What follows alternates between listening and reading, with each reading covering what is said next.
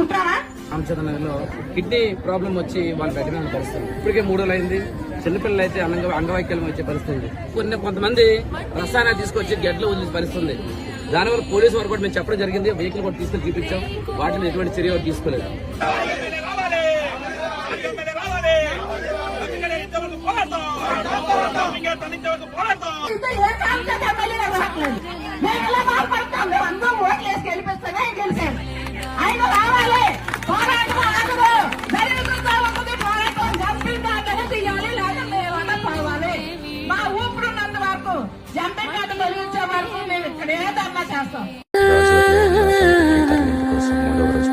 ఇప్పటికీ మన ఎమ్మెల్యే పల్లా శ్రీనివాసరావు గారు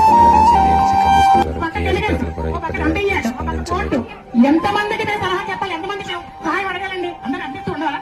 అంటే ఓట్లేసినప్పుడు మాత్రమే గుర్తుంటామా? అదర్ కుట్రావా?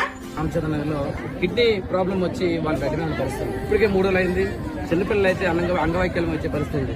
కొంతమంది రసాయనాలు తీసుకొచ్చి గడ్డలో వదిలే పరిస్థితి. దానివల్ల పోలీసు వారు కూడా మేము చెప్పడం జరిగింది. వెహికల్ కూడా తీసుకెళ్లి చూపించాం. వాటిని ఎటువంటి చర్య తీసుకోలేదు.